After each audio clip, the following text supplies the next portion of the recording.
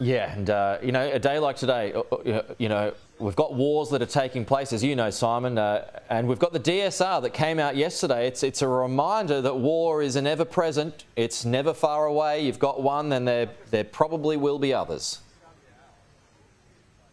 The Defence Strategic Review is important in terms of the fact that it is about how we are prepared as a country.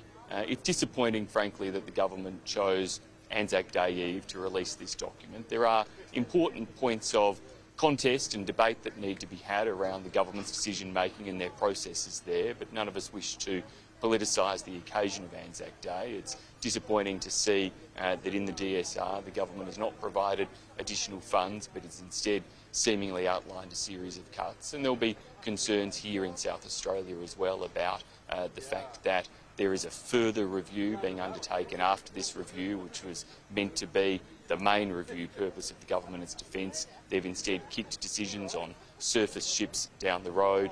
In doing so, created more uncertainty for defence industry, for defence workforce.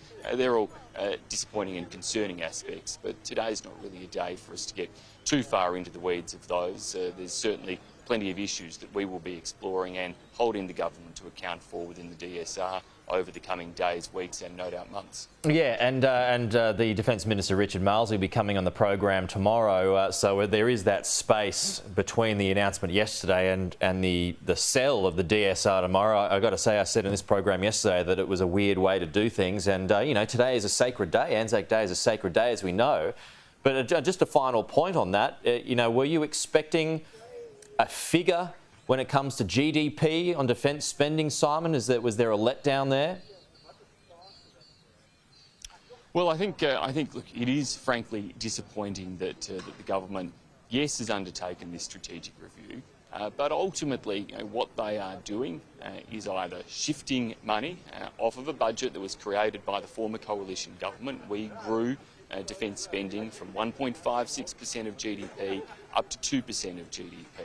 That was an important elevation, and none of the things that are being talked about in the DSR would be possible had we not done that.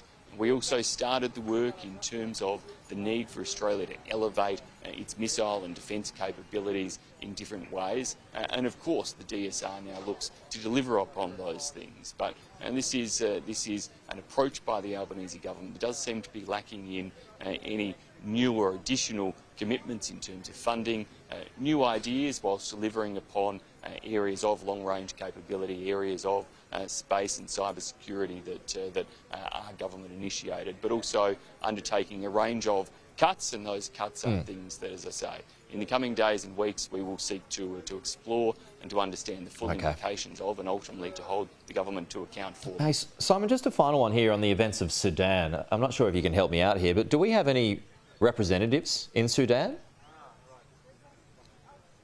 I don't believe that we have any on the ground in Sudan at present. Obviously, terribly distressing images and situation in Sudan right now.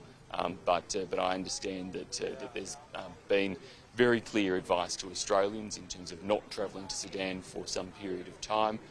Clear advice, if there are any Australians there, to make sure they make contact with officials as quickly as possible.